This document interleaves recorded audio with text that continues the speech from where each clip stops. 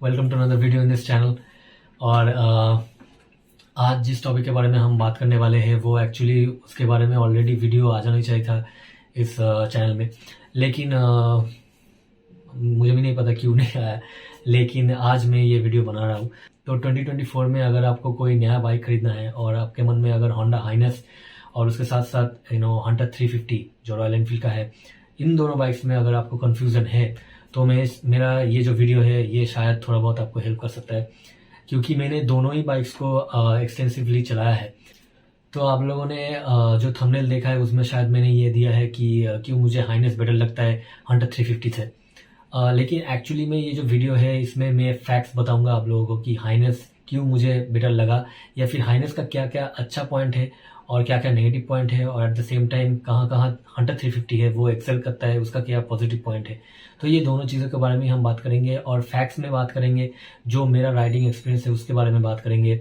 और ऑनेस्टली ऐसा कुछ भी हम नहीं करेंगे कि हाँ जहाँ पर किसी एक बाइक को बड़ा चढ़ा कर बोल रहे हैं और दूसरे बाइक को छोटा करने की, ऐसा बिल्कुल भी कोई प्लान नहीं है मेरा। तो ये वीडियो मैं शुरू करूँगा, लेकिन उससे पहले मैं आप लोगों को थोड़ा बता देता हूँ कि अगर आपने इस चैनल को अभी तक सब्सक्राइब नहीं किया है तो चैनल को सब्सक्राइब कर दीजिए, और इसमें जो भी ऑटोमोटिव कंटेंट आता है उसको लाइक, कमेंट और शेयर कीजिए, ठीक है। तो लेट्स स्टार्ट द वीडियो। तो बेसिकली होंडा हाइनेस और हंटर 350 ये दोनों रेट्रो क्लासिक मोटरसाइकिल सेगमेंट में आता है। तो ये जो सेगमेंट में है मतलब ये जो सेगमेंट है इसमें ऑलरेडी इंडिया में बहुत सारे बाइक्स रिसेंट टाइम में आ चुका है, मतलब लगभग एक साल के अंदर बहुत सारे बाइक्स आ चुका है, ठीक है। जैसे कि हार्ले डेविडसन आ चुका है, जैसे कि आपका ट्रायम्फ आ चुका है, तो बहुत सारे बाइक्स अभी इस मार्केट में आ चुका है। लेकिन अप टू 2022 तक बेसिक कुछ बाइक्स थे, लेकिन अभी रिसेंट टाइम में बहुत सारे बाइक्स आ चुके हैं। लेकिन वो थोड़ा सा हायर एंड में आता है, मतलब थोड़ा सा ज़्यादा एक्सपेंसिव है हाइनेस से भी, लाइक 25-30 हज़ार ज़्यादा एक्सपेंसिव है हाइनेस से। और हंटर जो है वो हाइनेस से भी लगभग 30-35 हज़ार कम प्राइस में आपको मिल जाएगा। तो ऐसा मतलब जितना मुझे आइडिया है अभी एग्जैक्ट में एक शोरूम या फिर ऑन रोड जो है, ऑन रोड तो स्टेट वाइज वैरी होता है, तो वो एग्जैक्ट मैं बता नहीं पाऊंगा, लेकिन डेफिनेटली जो हंटर है वो आपको मतलब जो हाइनेस है उससे कम में आपको मिल जाएगा। अभी क्यों मुझे हाइनेस बेटर लगता है और कौन कौन सा डिपार्टमेंट में मुझे हाइनेस बेटर लगता है ये मैं बताता हूँ, और कोई भी फालतू का बकवास हम नहीं करेंगे, सीधा पॉइंट में आएंगे। तो मैं कुछ फैक्ट्स में या फिर कुछ कैटेगरी में डिवाइड करता हूँ, उस हिसाब से आप क्राइटेरिया देख लेना कि आपको कौन कौन सा चीज़ें ठीक लगे, मतलब कौन कौन सा चीज़ें आपको चाहिए ठीक से। तो पहला जो पॉइंट है वो है एक्चुअली हैंडलिंग।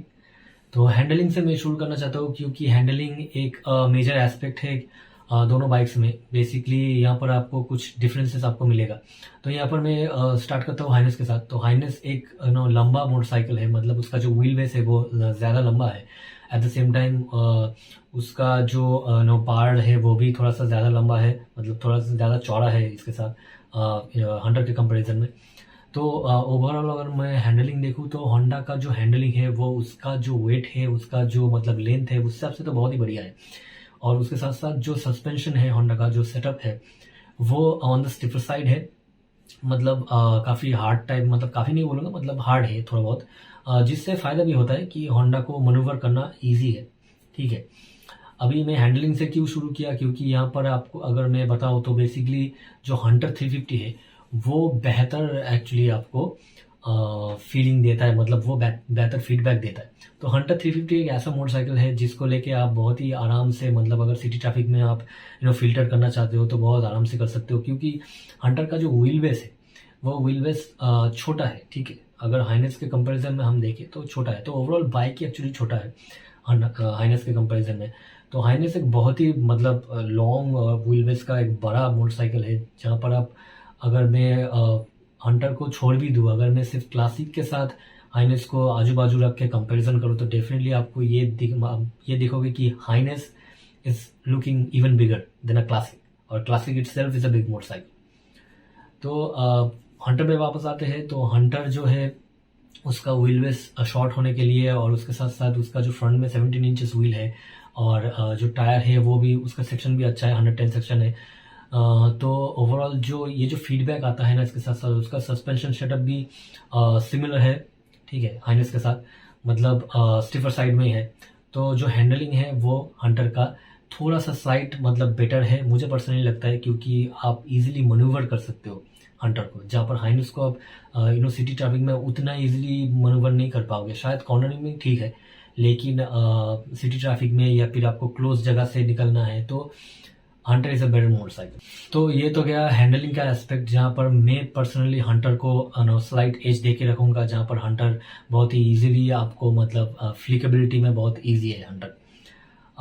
लेकिन अब आते हैं हम कंफर्ट में, ठीक है। सेकंड जो पॉइंट है वो कंफर्ट में, तो मैं बताना चाहता हूँ आप लोगों को कि जो हाइनस है और जो हंटर 350 है, दोनों का ही जो कंफर्ट लेवल है, मतलब अगर आप लॉन्ग राइड्स में जाते हो, अगर आप लॉन्ग राइड्स हो, शॉर्ट राइड्स हो, जो भी हो, तो दोनों का जो सीट है, दोनों का जो सस्पेंशन सेटअप है, जो सब चीज़ें एक्चुअली में मायने रखते हैं अच्छा कंफर्ट देने के लिए, तो उन सब में दोनों बाइक्स ठीक ठाक है। मैं नहीं बोलूँगा कि बहुत ज़्यादा कंफर्टेबल है।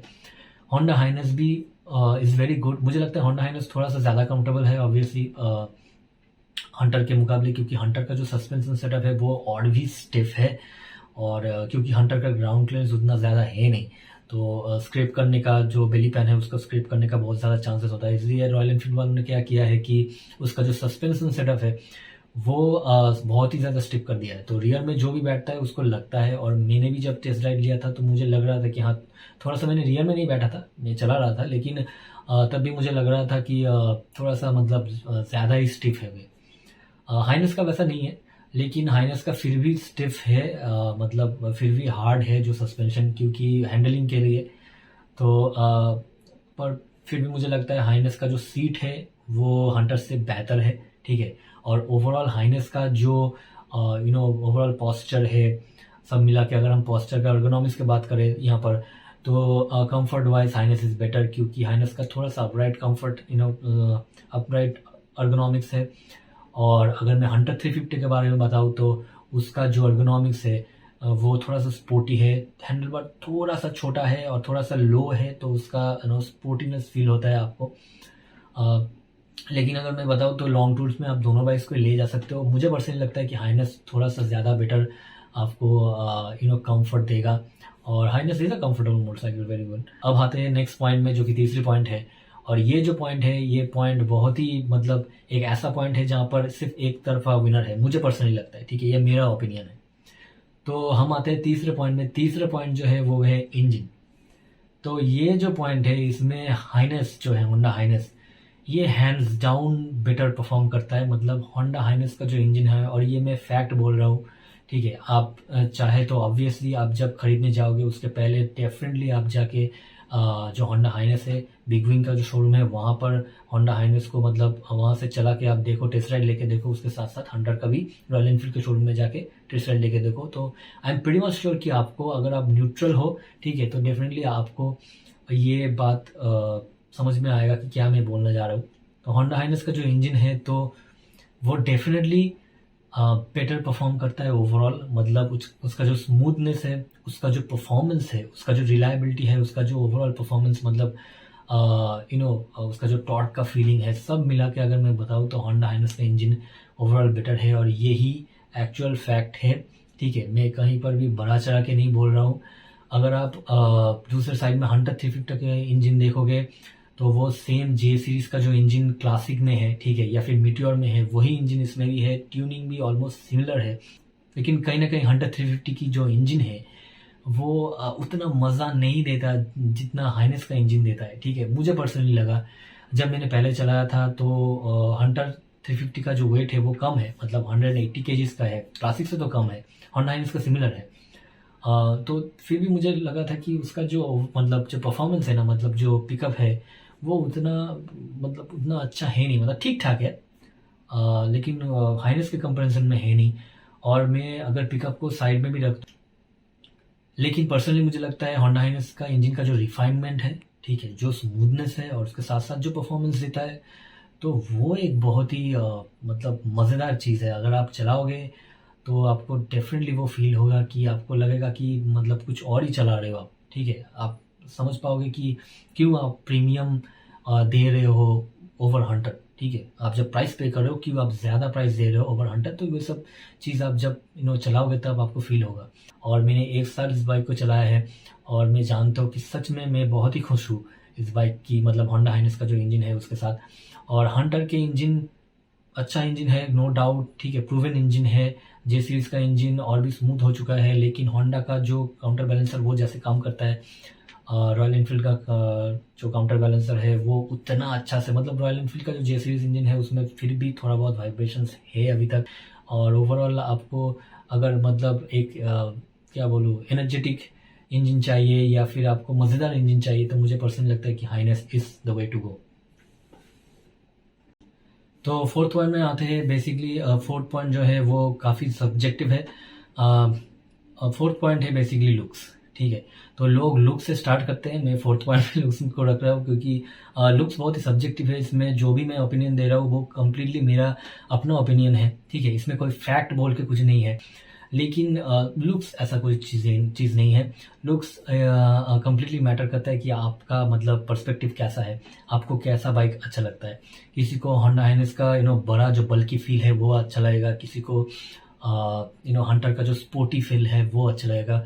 पर्सनली अगर मैं बोलूँ तो दोनों बाइक्स मुझे बहुत ही अच्छा लगता है। मुझे हंटर भी बहुत अच्छा लगता है, मतलब लुक्स वाइज, क्योंकि उसका जो ओवरऑल फीलिंग है ना, उसका जो बार है, जैसा स्पोर्टी एर्गोनॉमिक्स है, जहाँ पर हेडलाइट सेटअप है, और जो 17 इंच व्हील है, जो टायर सेक्शन है 110 सेक्शन का टायर है, ओवरऑल अच्छा लगता है, मतलब कॉम्पैक्ट लुकिंग। और अगर हाइनेस के बारे में बात करूँ तो Highness is a long motorcycle और बड़ा मोटरसाइकिल है। ओवरऑल जो 19 इंचेस का व्हील है, सारी चीज़ें, मतलब आपको ऐसा लगेगा कि हाँ आप एक बिग बाइक चला रहे हो, ठीक है। 350 सीसी सेगमेंट में एक बिग बाइक चला रहे हो। आपको ये भी लग सकता है कि ये 350 भी नहीं है, शायद 500 प्लस सीसी है, ऐसा भी, मतलब बहुत ही बड़ा मोटरसाइकिल है। और उसका जो ओवरऑल टैंक शेप है, सब कुछ है, वो बहुत ही मतलब ओवरऑल आपको क्लासिक फील देगा। बेसिकली हाइनेस जो है वो जापानीज जो रेट्रो क्लासिक मोटरसाइकिल्स था 1950s 60s 70s का, उसको अच्छी तरह से रिप्रेजेंट करता है, उसका जो बॉडी लैंग्वेज है। और हंटर जो है वो प्रॉपर ब्रिटिश मोटरसाइकिल्स जो पहले मतलब आते था उससे इंस्पायर्ड है, लेकिन काफ़ी स्पोर्टी है, तो वो भी मुझे काफ़ी अच्छा लगता है। तो आप देख सकते हो, आपको जो भी पसंद है तो अगर आपको लगता है कि हाँ रॉयल एनफील्ड आपको ज़्यादा पसंद है तो definitely go for Royal Enfield. अगर आपको हाइनेस का बल्कीनेस पसंद है तो definitely go for Honda Highness. So fifth point आते हैं जो कि है ब्रेकिंग। तो ये भी एक पॉइंट है, मतलब ये ऐसा मतलब पॉइंट करके मैं बता रहा हूँ आपको। तो ब्रेकिंग में पर्सनली मुझे लगा कि हाइनेस इज़ बेटर। उसका ब्रेक बेटर है, मतलब फ्रंट ब्रेक्स तो बेटर है ही ऑब्वियसली हाइनेस का। जो रियर ब्रेक है वो मैटर करता है, शायद सिमिलर टाइप का है। जो फ्रंट ब्रेक है हाइनेस का वो 310 मिलीमीटर के है। और अगर आप हंटर के बारे में देखोगे तो हंटर का जो फ्रंट ब्रेक है वो लगभग 300 मिलीमीटर का है। और उसका जो रियर ब्रेक है वो 270 मिलीमीटर का है। और हाइनेस का जो रियर ब्रेक है वो 240 मिलीमीटर का आसपास शायद है। तो ओवरऑल अगर मैं परफॉर्मेंस की बात करूँ तो हंटर का जो वाइब्रेट ब्रेक्स है वो काफ़ी अच्छा है, ठीक है। ऐसा नहीं है कि बुरा कुछ फील नहीं, ठीक ठाक है। और अगर हाइनेस की बात करूँ तो हाइनेस का जो ब्रेक है वो भी बहुत ही अच्छा है। मतलब पहले मुझे थोड़ा सा स्पॉन्जी लगता था, लेकिन अभी जो है जो उसका जो फ्रंट ब्रेक है वो बहुत ही मतलब जैम पैक स्टॉपिंग परफॉर्मेंस देता है। जो ब्रेकिंग है वो एकदम सड़क से स्टॉप होता है, तो बहुत ही अच्छा ब्रेक फील है होंडा का, खास करके फ्रंट में। और जो रियर में है वो भी अच्छा है, ठीक ठाक है मैं बोलूँगा। तो ब्रेकिंग जो डिपार्टमेंट है उसमें मुझे पर्सनली लगता है कि हाइनेस थोड़ा सा बेटर है, थोड़ा सा नहीं मतलब बेटर है ऑब्वियसली। हंटर ठीक ठाक है, जितना प्राइस वो अगर आप कंसिडर करोगे प्राइस को तो डेफिनेटली हंटर ठीक ठाक है, लेकिन Highness is little bit better. और 6 पॉइंट जो कि है फीचर्स। अगर हम फीचर्स के बारे में बात कर ले, अगर हम कंपोनेंट्स के बारे में बात कर ले, तो ये सब जो चीज़ है वो भी काफ़ी मायने रखता है एक्चुअली। तो ये सब पॉइंट्स भी एक्चुअली पहले आना चाहिए था, लेकिन फिर भी मैं आप लोगों को बता देता हूँ कि फीचर्स में क्या क्या डिफरेंसेस है, या फिर क्या क्या आपको हाइनेस में मिलता है, क्या क्या आपको हंटर में मिलता है। तो बेसिकली हंटर में जो जो आपको मिलता है हाइनेस में भी मिल जाता है।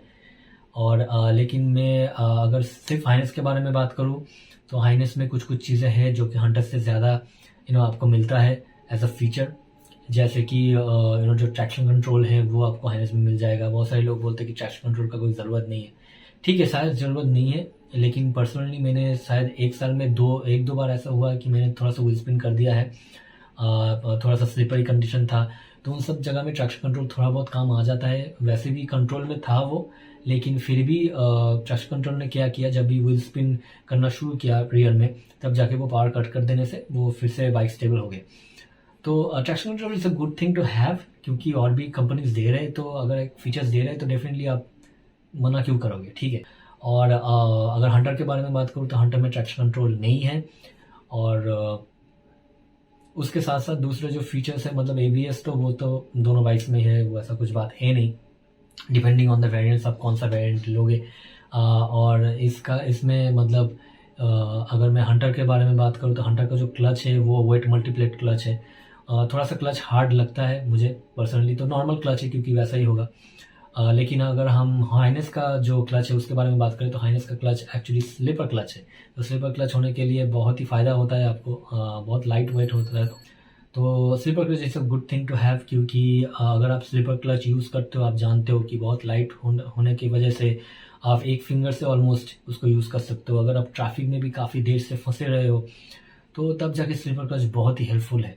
मतलब आपको आपका हाथ में आपके जो फिंगर्स है उसमें दर्द नहीं होगा। मुझे मतलब जितना मुझे मालूम है कि हंटर का जो इंजन है वो 2 वाल्व इंजन है। SOAC सिंगल ओवरहेड कैमशाफ्ट का जो इंजन है वो 2 वाल्व इंजन है, और हाइनेस का शायद 4 वाल्व इंजन है। I am not so sure, क्योंकि बिग विंग वालों ने शायद उन लोगों का जो वेबसाइट है उसमें मेंशन नहीं किया है, लेकिन जितना मैं जानता हूँ शायद 4 वाल्व है। लेकिन ये छोटा मोटा जो चेंजेस है वही है, और उसके साथ साथ कुछ फीचर्स जैसे मैंने बोला वो सब फीचर्स एक्चुअली होंडा हाइनेस में है, और भी शायद कुछ है, लेकिन मुझे अभी सब याद नहीं आ रहा है। लेकिन कुछ कुछ फीचर्स है तो डेफिनेटली मैं बता सकता हूँ कि हाँ हाइनेस में है।